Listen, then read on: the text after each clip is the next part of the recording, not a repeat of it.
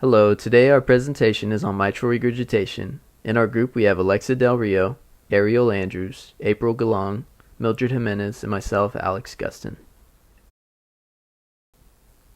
The definition of mitral regurgitation is a condition in which the mitral valve allows blood to flow backwards from the left ventricle into the left atrium during systole. You can notice on the photo above, the left ventricle is on top, left atrium is on the bottom, and there's a blue regurgitant jet going down into the left atrium. So we decided to focus on the most common form, which is mitral valve prolapse. Due to the nature of the valve, whenever the left ventricle squeezes in systole, pressure exerted on the leaflets causes them to prolapse or sort of bend backwards into the left atrium. This can happen to either one or both leaflets, the anterior or posterior, and generally for diagnosis, the prolapse must extend beyond the mitral annular plane greater than 2 millimeters in the peristernal long axis view.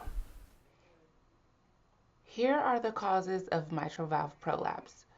The first one is hereditary, a disease determined by genetic factors and therefore are able to be passed on from parents to their offsprings. Mitral valve prolapse is mostly common in women. The next we have connective tissue disorder, which is referring to a group of disorders involving a protein-rich tissue that supports organs in other parts of the body. We are most familiar with Marfan syndrome. Next, we have associated heart abnormalities, such as patent ductus arteriosus, causing irregular blood flow in the heart. Also, Epstein anomaly, which is usually a right heart issue involving the tricuspid valve, but there can also be association with mitral valve prolapse. And lastly, we have the false positive mitral valve prolapse, which is improper transducer placement that can create the false MVP. Next up, we have complications associated with mitral valve prolapse.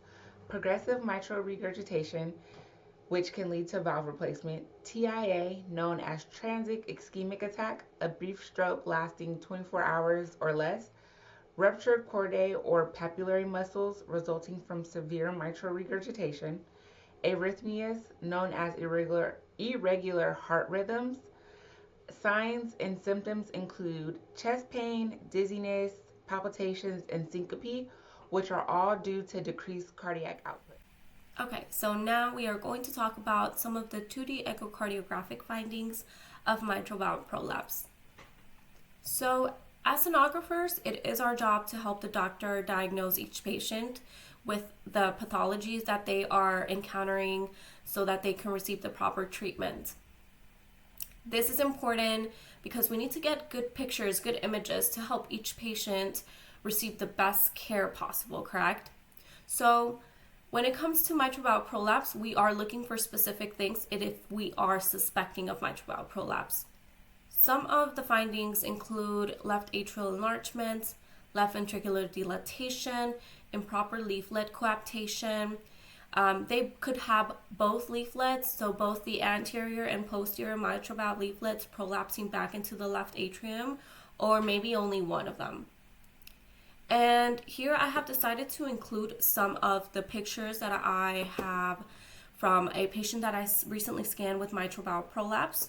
This patient came in because she had a murmur, and I began scanning her, and this is the second picture that I had on her study.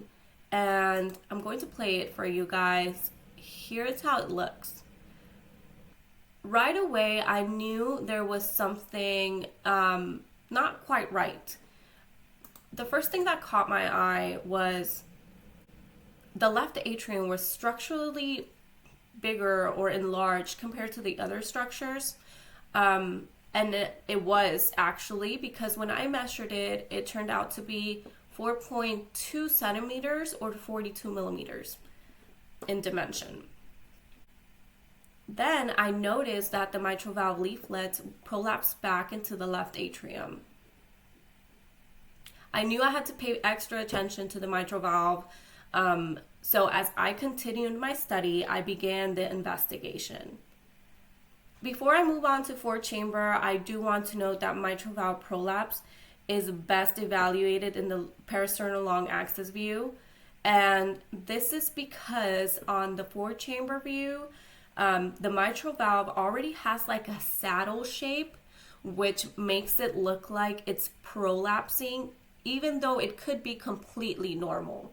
So if you do want to prove that a patient has mitral valve prolapse, or you want to disprove that patient, make sure you have a good parasternal long axis view to show the doctor that. This next picture is a 4-chamber of the same patient, and I'll play it for you guys.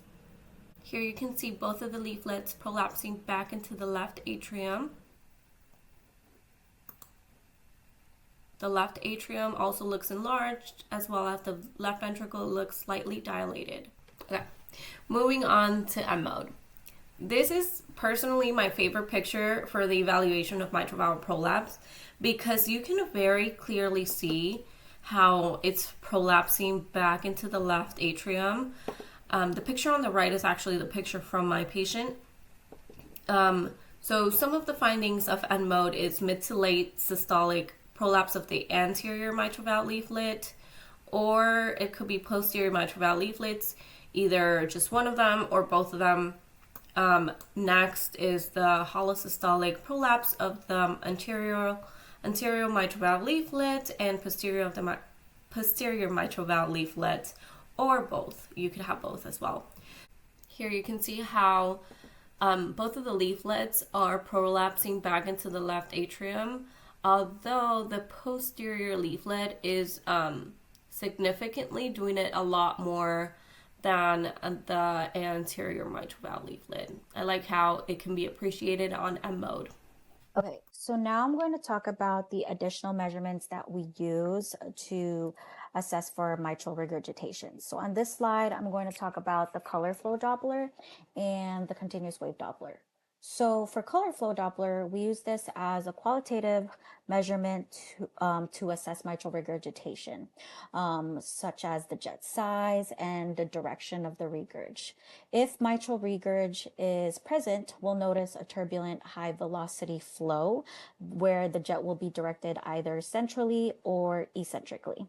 With mitral valve prolapse, the jet will be directed eccentrically, and it will be opposite from the leaflet that's being affected. So for example, on this picture, if it was the anterior mitral valve leaflet that was prolapsing, then it would produce a posterior directed jet and vice versa. There are some pitfalls when it comes to color flow Doppler, according to ASE. So one of the pitfalls for color flow Doppler is angle of inclination, because we do know we have to be parallel with the flow when using or utilizing color flow Doppler in order to get a good signal. Another pitfall, for example, for mitral valve prolapse, because the jet is eccentric, so part of that jet is going to be lost, and it will make the jet appear smaller. The next measurement that we use is continuous wave Doppler.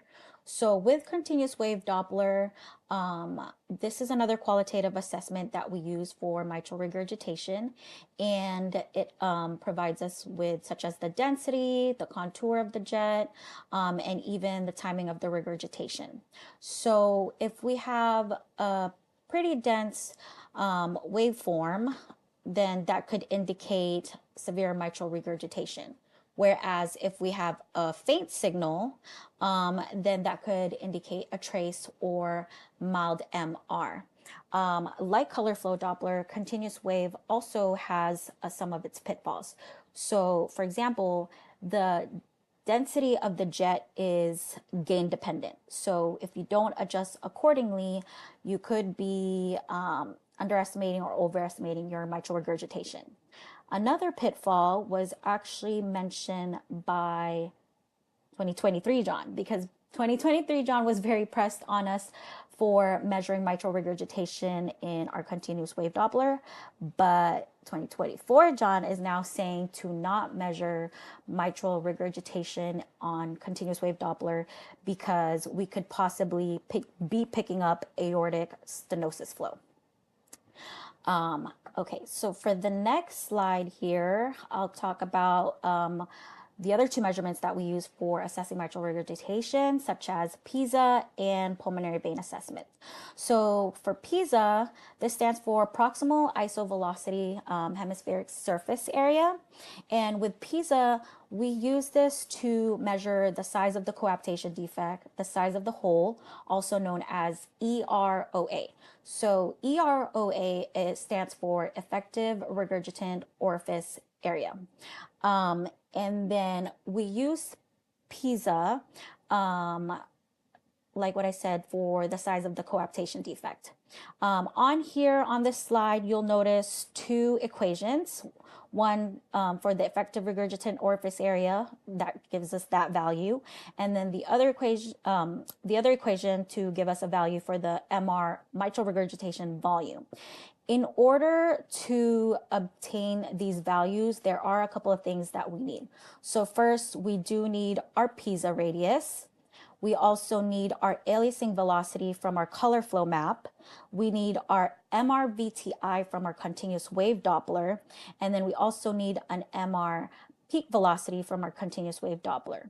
Our orange book by Susan Dewitt, which is the Notebook 8, it gives a great step-by-step on how to obtain PISA, because there are a couple of steps that you need to take in order to accurately measure PISA.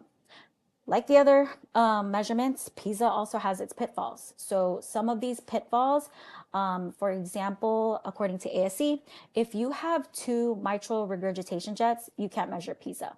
So for example, mitral valve prolapse does not always necessarily mean just one of the leaflets are prolapsing. It could mean that, does not always necessarily mean that one of the leaflets are prolapsing, because other times both of the leaflets could also prolapse, and that could produce two mitral regurgitation jets. And if you have two jets, you can't perform PISA.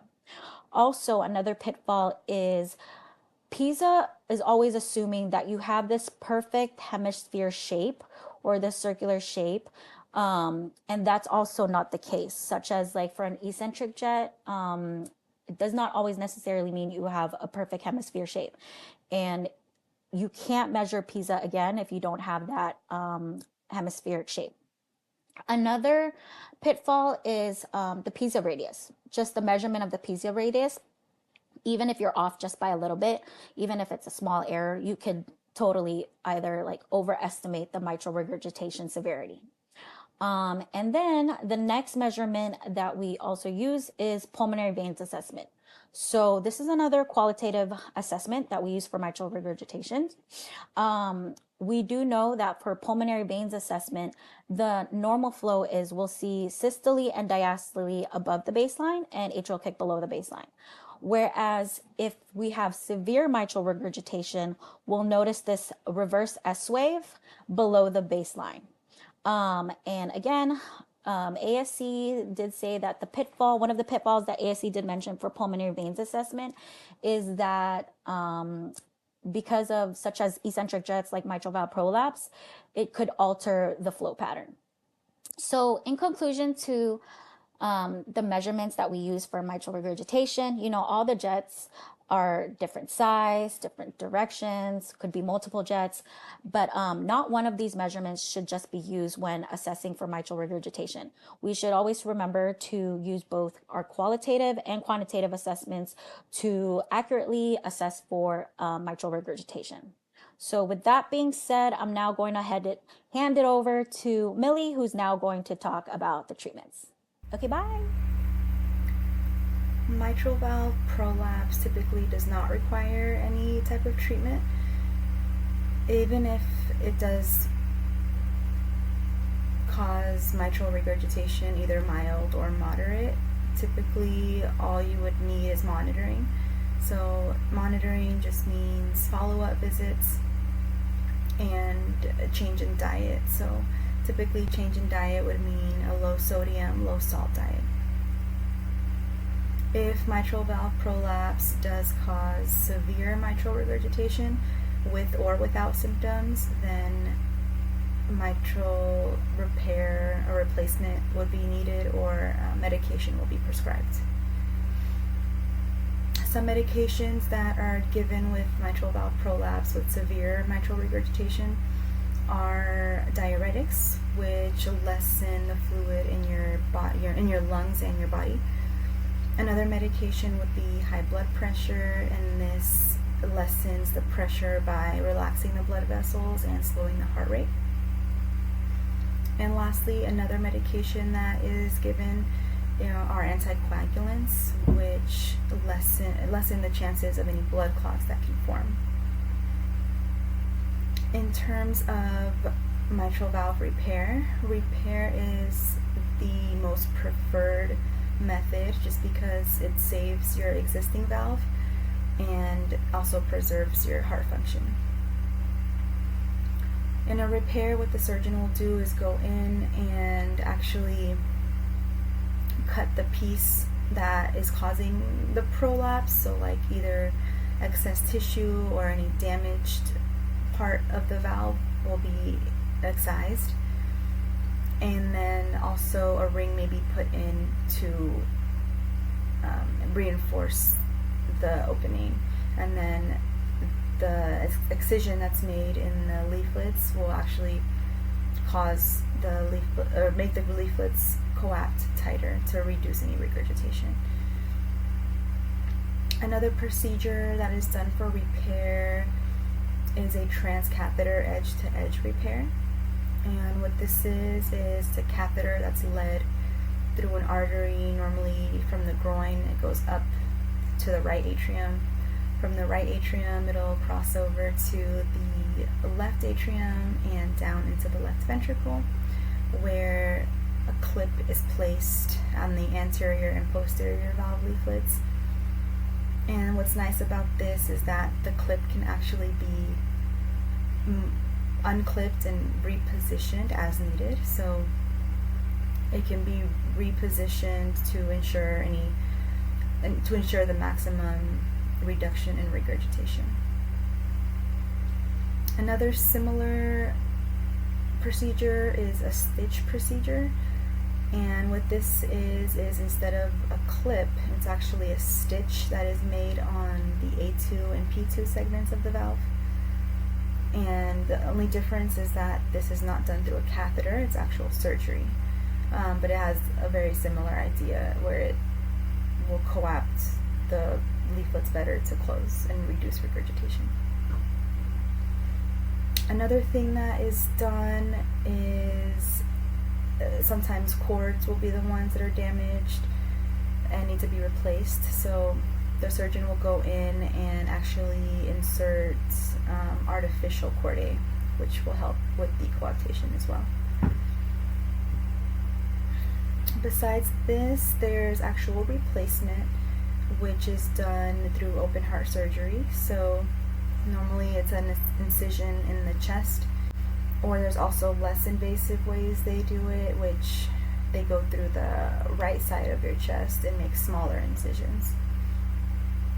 And the valves that are used for replacement can be mechanical or bioprosthetic. The mechanical valves do tend to last longer, but the only thing with those is that they are much more prone to thrombus formation. So in that sense, you would have to take anticoagulants for life with the mechanical valve. On the other hand, the bioprosthetic valves may not last or don't last as long as the mechanical, but there's no medication or anything that's needed that has to be taken lifelong. And lastly, the other thing that may happen is that bioprosthetic valve may start to fail and cause regurgitation. So another procedure that sometimes is done is called a valve-in-valve repair. So they will actually go in with a catheter and just place a new bioprosthetic valve in place of that old, damaged, failing bioprosthetic valve. And these are the sources that were used throughout this PowerPoint presentation, and thank you for watching.